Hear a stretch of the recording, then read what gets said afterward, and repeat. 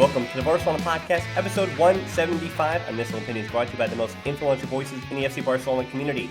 I'm Dan Hilton, he's Francesc Tomas, and Francesc, episode 175, it feels like a milestone of a number, but truly feels like a milestone because it is the very first show starting, and while he did obviously get signed, our last show about Quique Setien, this is the first one for the Quique Setien era where we're going to be talking about Quique Setien football, and it really does feel good and hopeful and all those warm and fuzzy feelings, doesn't it, Francesc?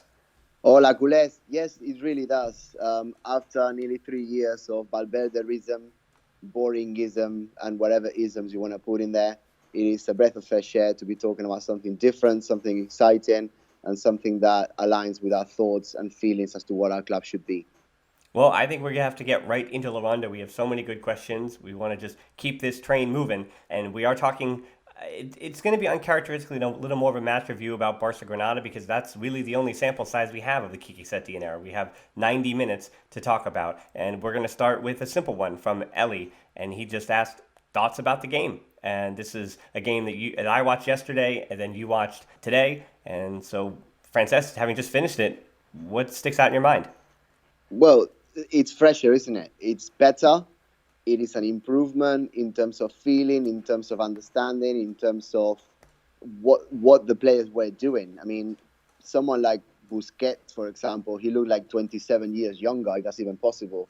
Obviously, not the way that he looks himself, but the way in which he was behaving around the pitch. He was pressing, he was running, he was this is Busquets, even overlapping, and he was playing one-touch football, and I think that is the clear representation of what the team was. I think that Barca, again, after many years, I mean, arguably Valverde didn't bother too much with this, and the players did naturally, but after many years, they wanted to be protagonists of the game throughout.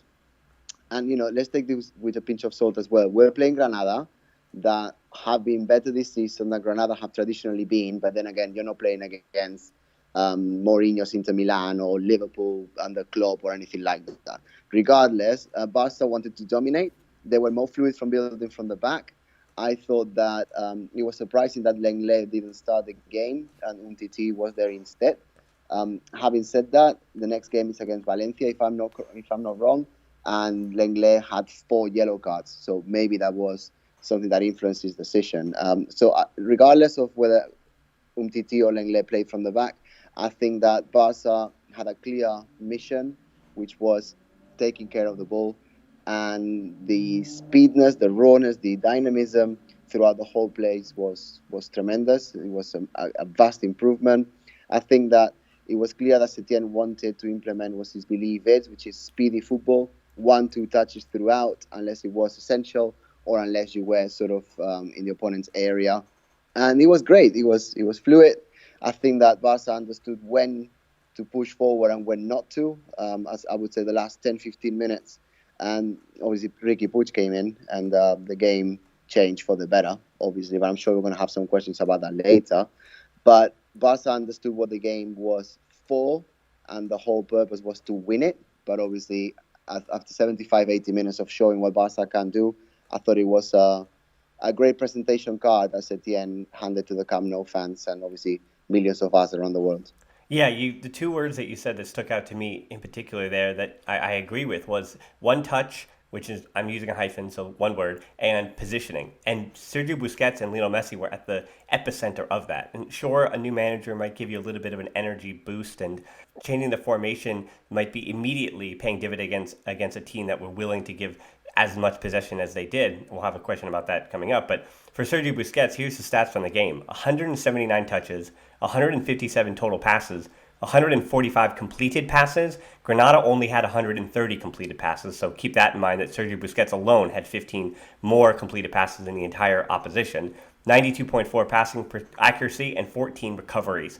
And the recoveries, too, also sticks out to me because his positioning offensively and defensively yesterday, that being Busquets, was almost perfect. All the advanced metrics say he was the man of the match, but I think that number, it was an 8.0, an 8.1 out of 10, but that should have been even higher yesterday. I thought Busquets had an incredible match, and one of the main reasons for that under Quique Setien is that Busquets doesn't have to drop in between the center backs. And he was starting to build up from farther up the field because Quique Setien did bring and institute that high line. I think through the first 10, 15 minutes, I was thinking, it doesn't really look that different. And then the shapes really did start to form on the field. And you go, oh, Sergio Roberto is tucked in as that right center back in a back three. And Jordi Alba's not going to really be coming back often. Fati's tucked in, play defense on that right side. And you have basically the two up top in Griezmann and Messi just combining and moving around and shifting around, where Griezmann sometimes would go out to the left wing when Alba stayed back. But largely the positioning of Busquets, I think, was epicenter to everything, where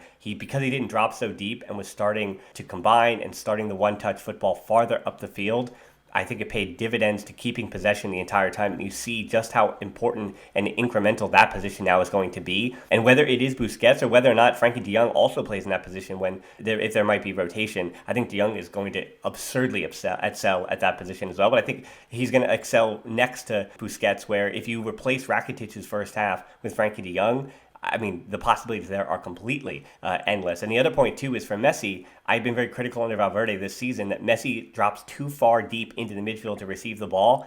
Only one or two occasions did Messi get lower on the field, if you will, behind Fati or Vidal or Rakitic. Very few times did he really drop deep to get the ball to create and combine.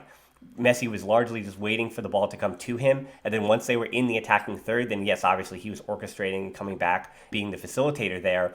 But by and large, Messi was waiting for those wall passes, waiting for the 1-2s. And when they finally did come, Messi makes the right decisions and keeps the ball flowing, keeps the ball moving. I thought Griezmann did a great job of that as well. So for me, every player that we thought was going to excel under Quique Setien wound up excelling under Quique Setien. And quickly on to the point of Samuel Umtiti, Cole asked, is it Umtiti's job to lose? And I think, Francesc, you had a great point about Lenglet's yellow cards and the accumulation of those, and potentially that's why Umtiti was on the field. But I also think that, and Kevin Williams has been a big advocate of this for a long time, so credit to him. Hopefully we're going to have him on the show in the next few weeks as well to talk more about not only Umtiti but Quique Setien.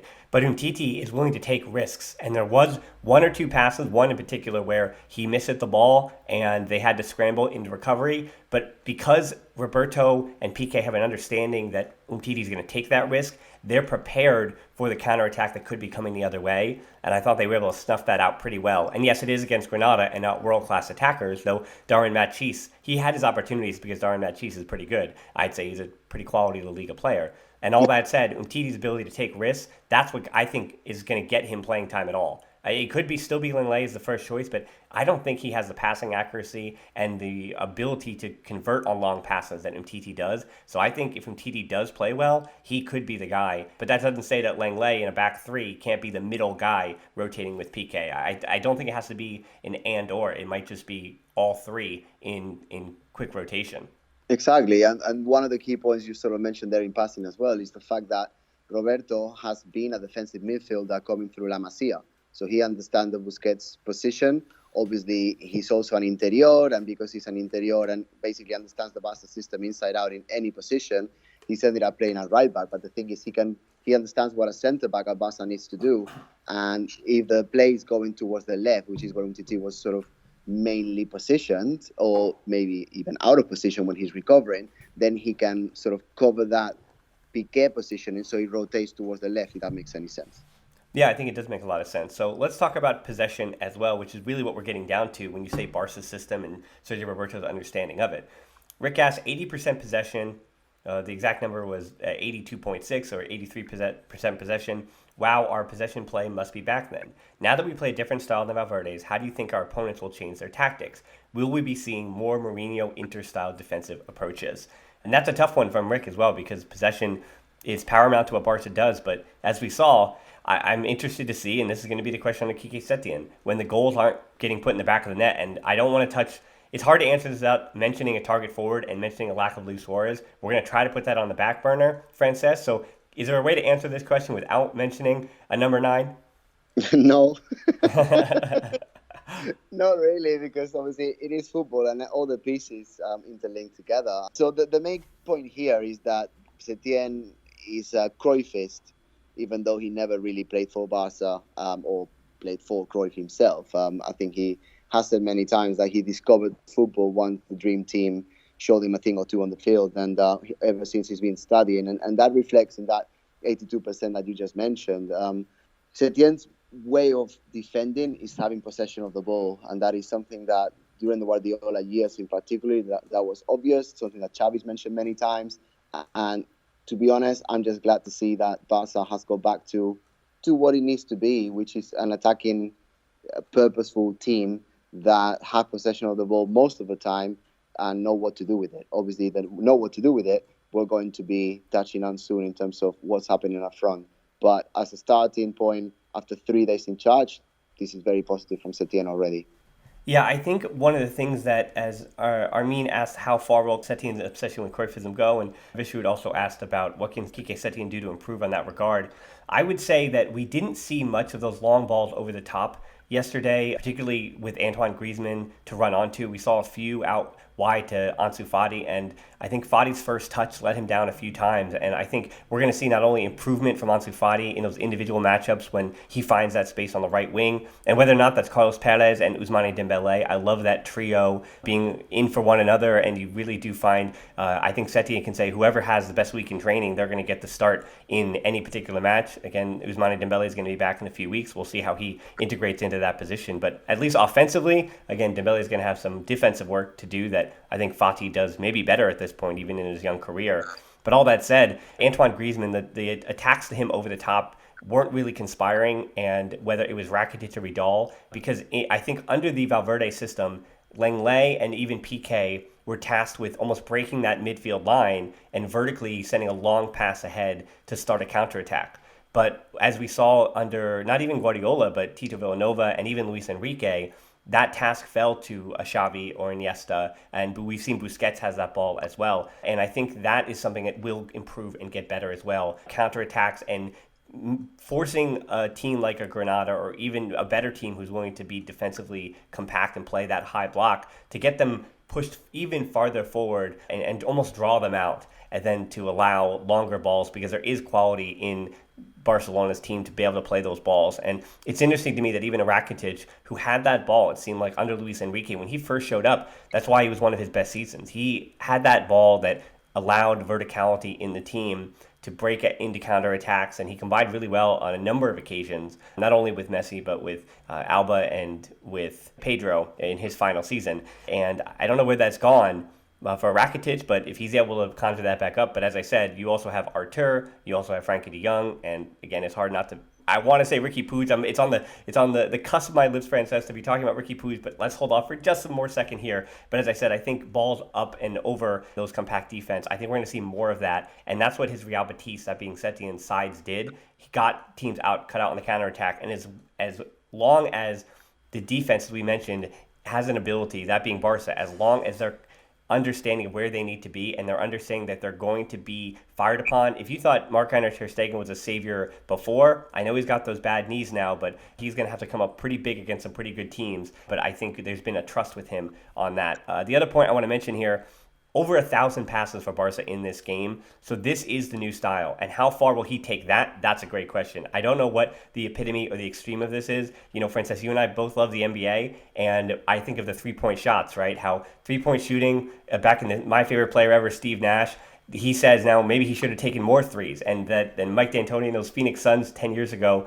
they were pushing how fast in 7 seconds or less and how many threes you could take in a game. And now if you take them and put them into today's NBA, they'd be one of the slowest teams out there, because some of their teams continue to shoot more and more threes, and James Harden or Steph Curry, they keep breaking their own records year after year after year. And my question with these passing is, maybe with this overcorrection that world football has done to make it counterattacking and to make things be quick viper-like strikes, what if Quique Setien is just going to say, we've got some of the best passers in the world, we are going to now recorrect and we're going to pass everybody to death. The last time Barca had over 1,000 passes, though, Tito Villanova was manager, 4-0 win over Levante, Messi, Iniesta, Cesc Fabregas, and there were some pretty good players on that team. At that time, also the famous day when all 11 of the Barca team had come from La Masia. So what a telling moment in Barca history there. Yeah, and everything that you mentioned, obviously, is interlinked. I think that the key point here, and I don't want to add too much because you explained it well, is just to say that we finally have a manager that is going to teach, and it's going to influence, and it's going to improve our players. I mean, when you said about Dembele, well, Dembele is going to come back in terms of his private life, in terms of his difficulties outside of his actual job, which is playing football, that may be put in the back burner, that may be corrected because he actually cares and he actually has got someone who can motivate him and can get the best out of him. And obviously Dembele is going to be the clearest example. I think Artur has a thing or two to learn as well. And I'm excited we've got someone of that caliber, that experience and that philosophy to lead us forward.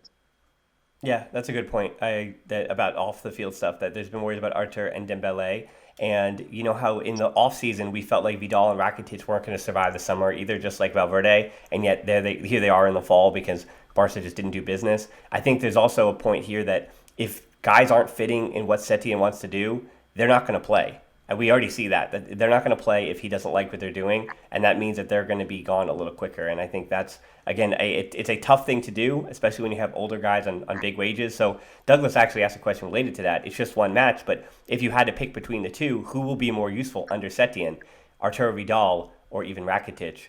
I'd say that Vidal will be more useful because he's more different.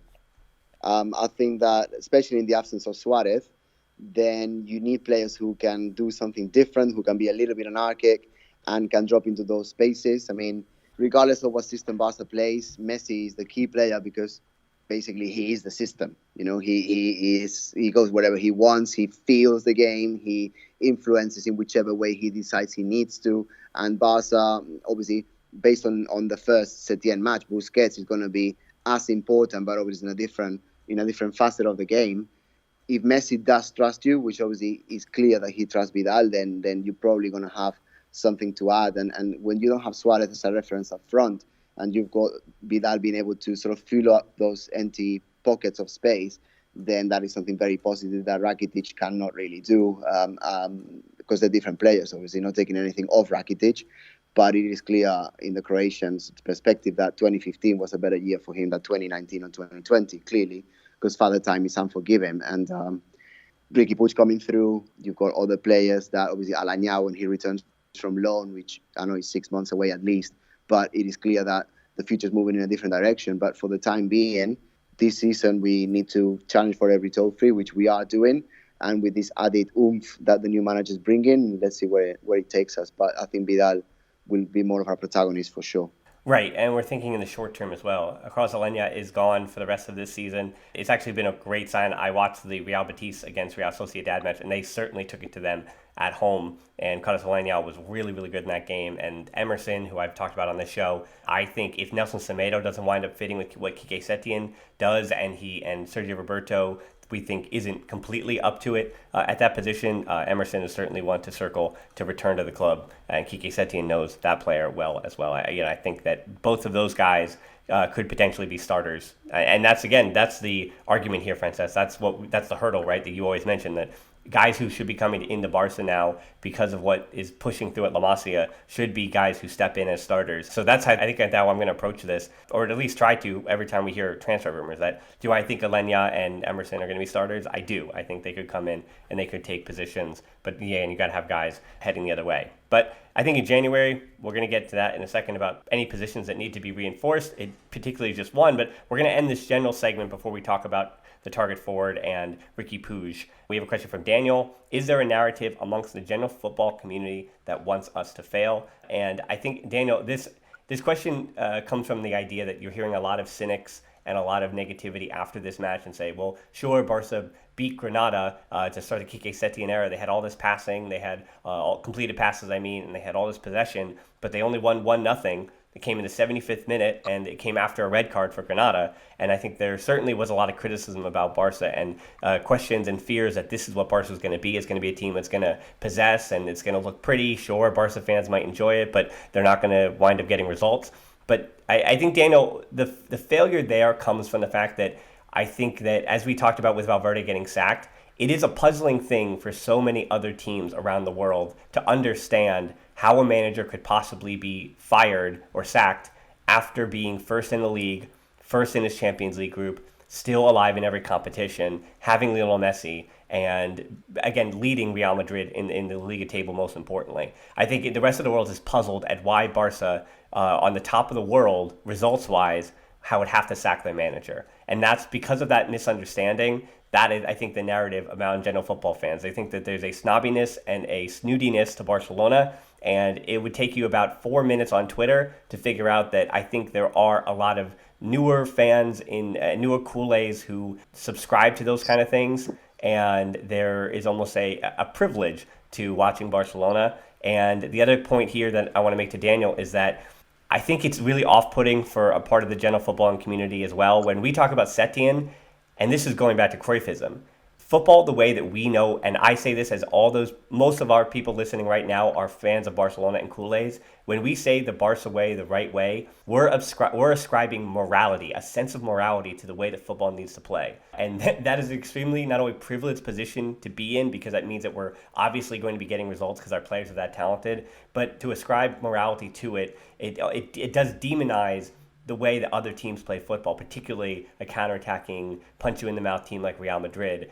We're saying that they're almost morally lesser than because of the way that they play football, and that certainly rubs a lot of people the wrong way. So that would be why what you hear when you say people want Barca to fail. There is certainly a privilege involved in Barcelona, and unlike some of us who might be, again, I host a podcast and I have a lot of time to talk my way through it, but in 160 characters on Twitter, especially some of our other, we'll say, younger fans, they do not articulate this well, and that unfortunately is the thing that gets thousands of retweets, thousands of likes, or somehow finds its way into other people's or other detractors' articles on websites, and they see a lot of the novice fans who don't really know how to articulate what they're seeing and what they enjoy about Barcelona. Yeah, I don't think there's any denying that the Barca fan base, and us included, no question about that, we've been spoiled for many years because our team has played the right way, which is the Barca way, which is Cruyffism, which we explained in this show and in the previous 174 episodes as well. Mm-hmm. And that's not our fault. That's what it is. That's the situation that we are, and we shouldn't be apologetic about it. We should be proud of our past. We should be proud of who we are, and we should be proud of how demanding we are. We want our team to play well, and in Barca terms, normally when Barca play well, we end up winning because then we've got. We're not a poor club, obviously. We're one of the top two teams in La Liga. Therefore, we get a lot of money for transfers, which historically we've handled fairly well. Rivaldo, Romario, Ronaldo, etc., and in later years, Ronaldinho, etc. So we haven't done too badly there. And because of that, when we play well, traditionally, we win. Is it enough to win games for us? No, it's not. If you think back at and I know I've said it twice in this podcast, weirdly, when we lost to Mourinho in the Champions League against Inter Milan, obviously Samuel Eto'o was part of their team as well. I wasn't really upset. I was upset about the fact that we lost. I was upset about the fact that Mourinho was running around the Camp Nou being a clown. But we played the right way. We did everything we could to get there. And football is football. Sometimes you just don't win.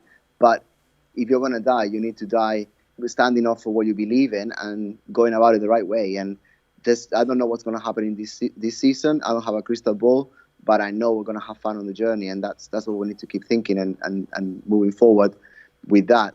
As to what the rest of the world thinks about me and us, I don't care. I honestly don't care. That's their problem.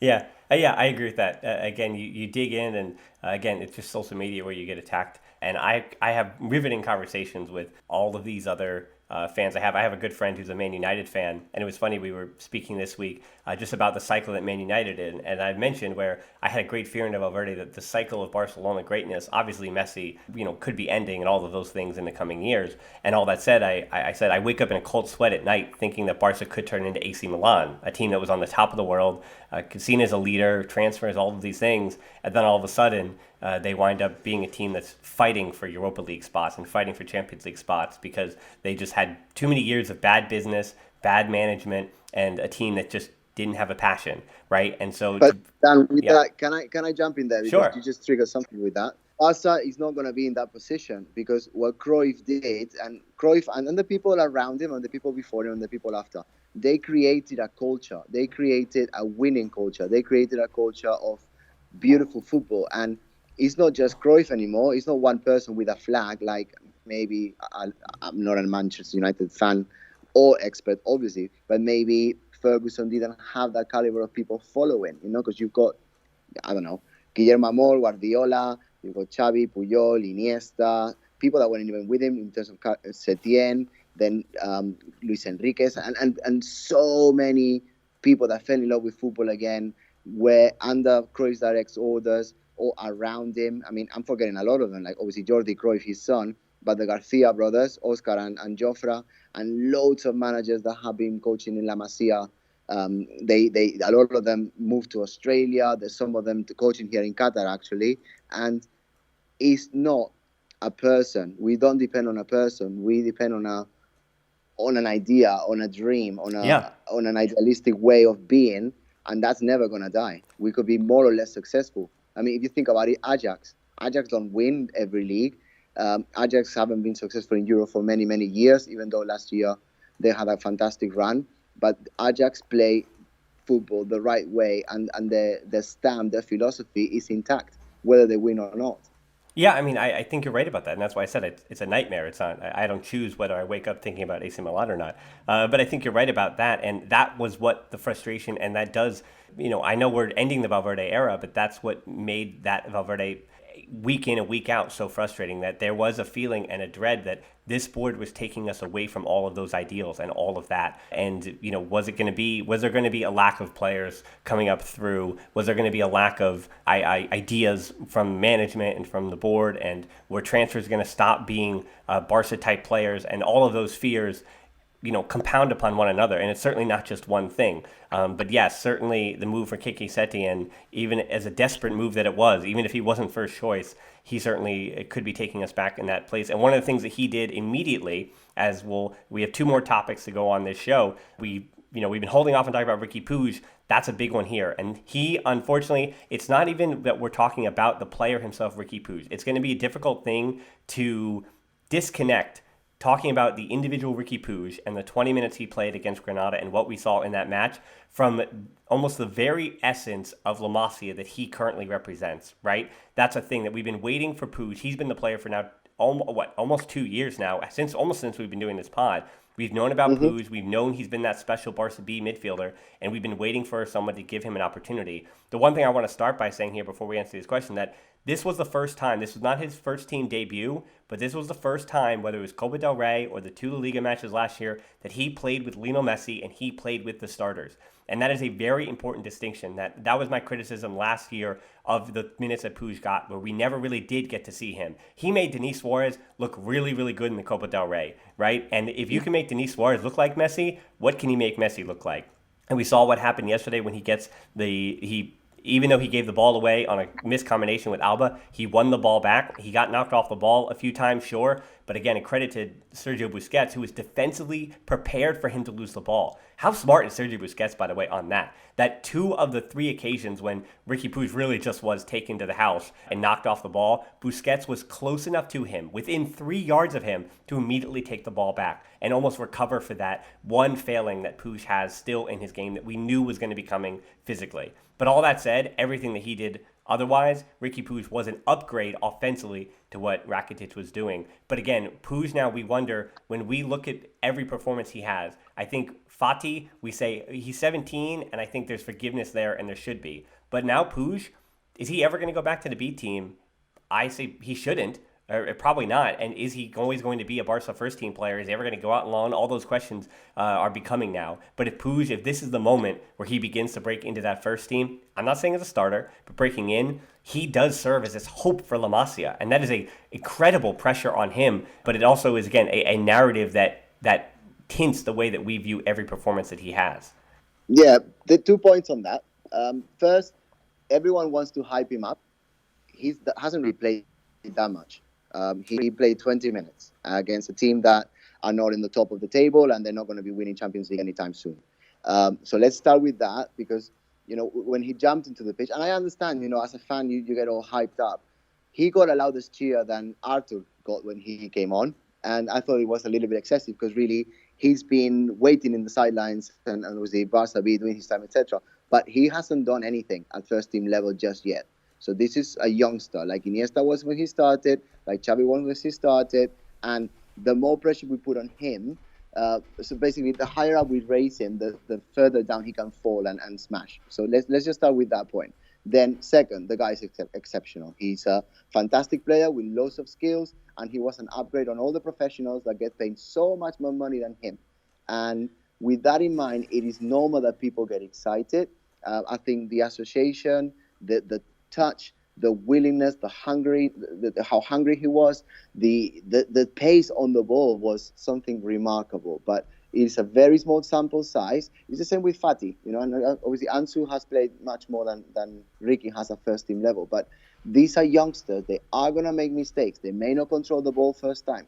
They may get dispossessed because, in a way, they are little, not in age, but actually in weight and build still. And they may miss clear shots on goal. Like Ansu could have scored 2 goals easily yesterday. He just didn't. But this is a risk you take. And to me, having someone like Setien leading that understands that this can happen and this will happen, it is great. Having the support of Messi, who was constantly giggling after Ansu was missing and he was associating with Puig, is what makes Barca what it is, because these players, they may be older now, they may have been in the spotlight for 10, 15 years, but they know what it's like to come from within. They know what it's like to have to earn the space. And I think it's a very healthy, happening environment to move forward. And the thing is, I don't want to forget Carles Perez either. I think Perez was very good coming on as well. And I think that, as you mentioned earlier in the pod today, having him with Dembele in the mix for that third position up front is very healthy moving forward. And in terms of Setien, I mean, if his time at Logroñés, Lugo, Racing, and obviously Betis is anything to go by, he will die by his word. I mean, he got sacked from Betis because he continued stubbornly to play the right way in his mind, in his book, which is why he got hired in the first place. So I'm excited about the future, and I've got no clue what it's going to look like. Yeah, so 3 quick questions, basically almost yes or no questions about Riqui Puig. George asked, can Riqui secure more minutes in the first team on a more regular basis? And obviously that's an easy yes, because he's going to be featuring in the first team as opposed to under Valverde when he never featured. So do we need to answer more about that? Nope. He will play more. Yeah, certainly. He'll get his minutes. Don't expect him to be a starter, but I expect him to be on the bench now regularly going forward. Eric asked, with De Jong back next week, Artur returning to health, and Puig in the squad this week, what midfield do you see as being the most successful going forward? Francesc, for me, it's the one we've been talking about. I think the most successful Quique Setien midfield is going to be Artur, Frankie de Jong, and Busquets. My only caveat here is if there is not enough scoring on the field, and we're going to end the show by talking about the whole goals and target forward, all that. But Vidal is the leading goal scorer for the midfield and really the only midfield threat to score regularly. So that would be the one caveat here, that if there's a necessity for goals to come from the midfield occasionally, then Vidal might supplement Artur, especially if Artur, who, yes, he made a brief cameo, but I didn't think he looked completely healthy yet. The injury he had with the groin is something that takes a long time to come back from and be right from. So if Artur, it's sad to say, but if this winds up being almost a lost year for him health-wise and physically, I could expect Artur, Vidal to wind up being part of our best midfield trio. But if everybody's healthy and everybody's clicking, yes, I think it's De Jong, Busquets, and Artur this season. Yeah, unless he plays as a false 9 and Messi goes wherever he wants and Griezmann comes out of the middle, which is also a possibility, because if you think about it, Barca played with probably 2 false 9s yesterday, and you can really discard that. And Setien is always inventive, so who knows what's going to happen. Last question on Puig, then we're going to talk about the forwards, man. We've been teasing it and flirting with it, Francesc. All right, one more. We're going to get to it. Vilmos asks, Puig didn't seem like he had enough weight on his body. How can he cope with strong midfielders and defenders in the long term? Is his body still evolving?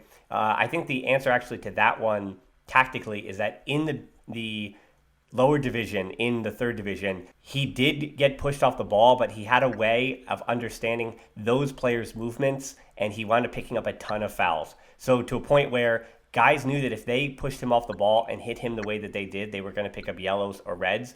And I think yesterday, the game is just obviously at the Liga level as compared to the Segunda Division B.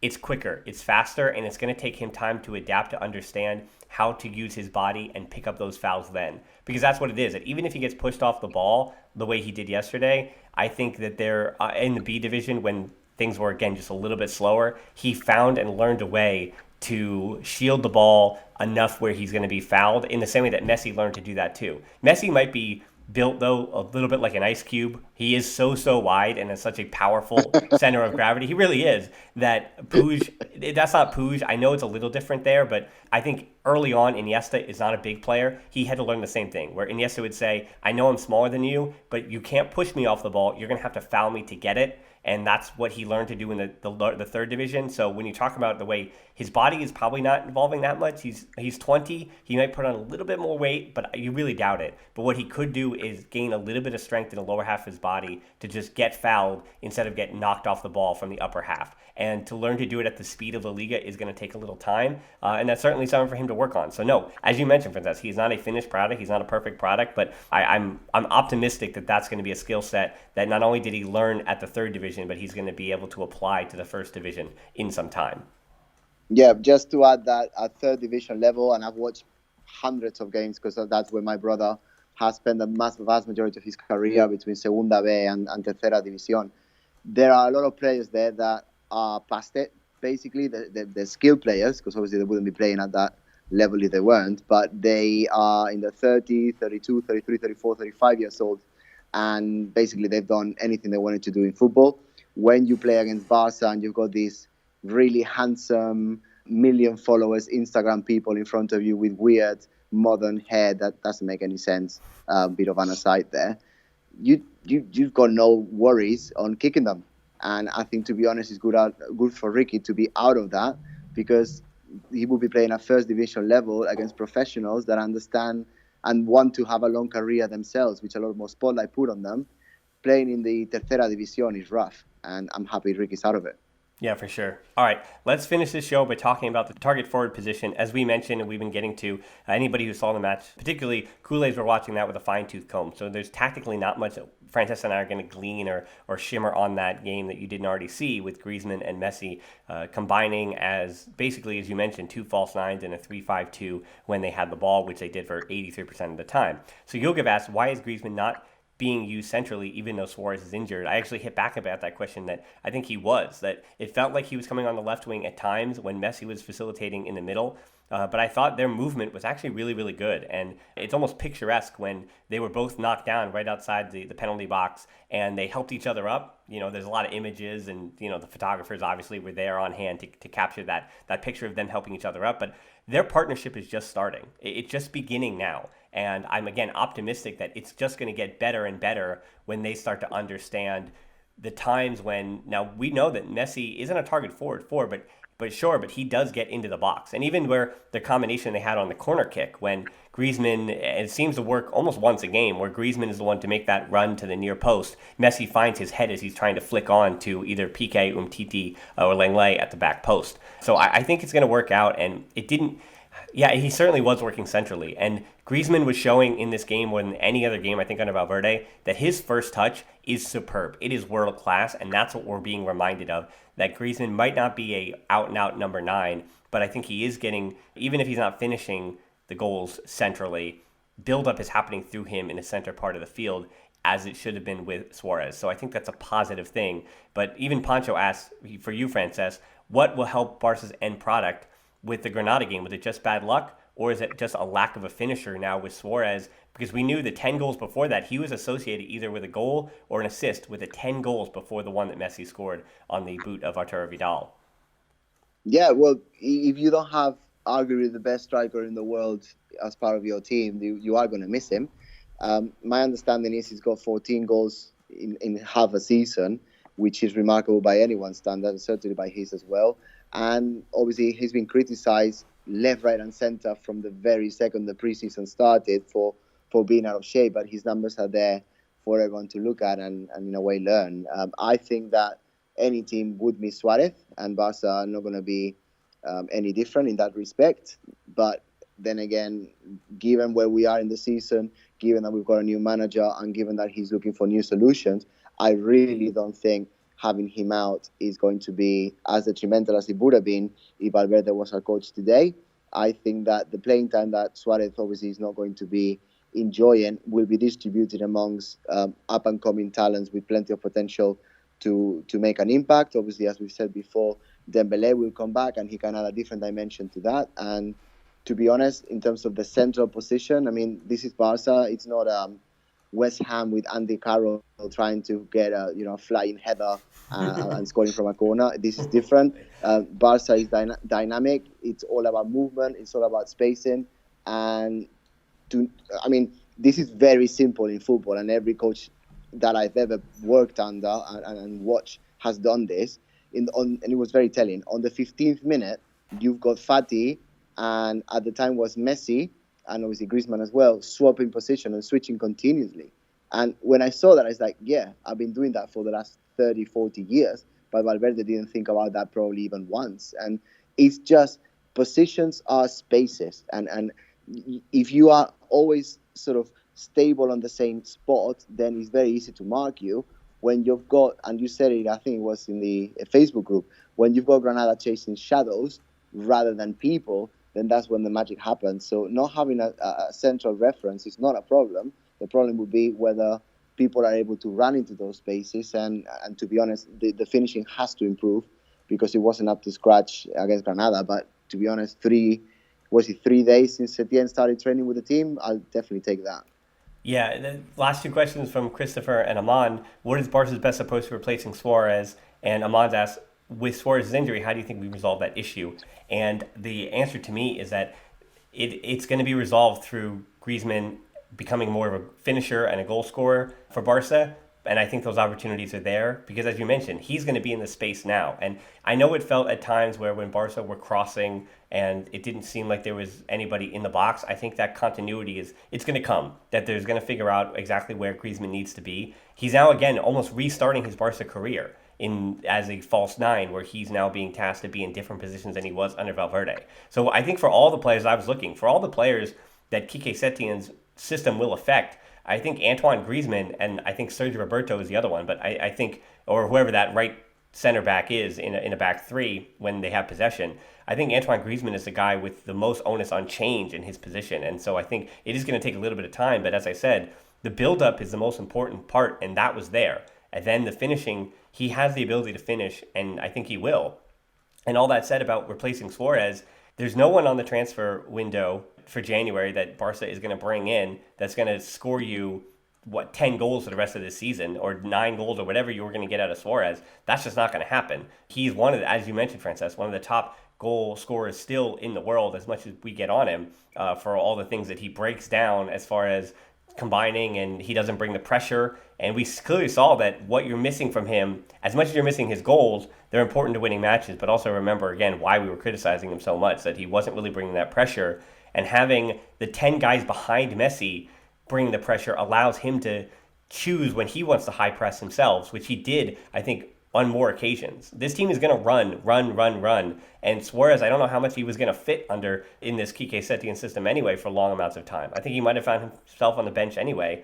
But how do we resolve the injury issue? Again, we're going to have to wait. But as far as the goals, they're coming from the guys you know. Messi's going to be scoring. Griezmann, you need to get something out of Fati. You have to get something out of Perez. You have to get something out of Dembele. Occasionally, Artur, we know he can shoot a long shot. Alba is going to get one or two. You're going to get one from Sergio Roberto. You're going to get a few from Piqué. It's going to have to be that era where, and I do think a lot of Pedro, he scored more goals than you think he did. And it's going to be like that, where you're going to look at the list and go, oh, maybe Carlos Perez, he scored 4 or 5 goals, and that winds up all those little goals by individual players get you over the line. Because I also want to push back too, where I think it's a dogmatic idea to go, oh, well, we just have to, we got Puig, he came up, we got to get La Masia, it's going to be coming up. And to that, I just want to push back and not be a cynic and not be negative here, but Albert Ruiz, who is the player that everybody always mentions, he's going to be gone in the next maybe few days. Maybe by the time this is out, it seems like he's going to Sporting CP in Portugal. It's going to be, looks to be about a 1.5 year loan. They could be changing the terms. Again, they're still working on the contract now. But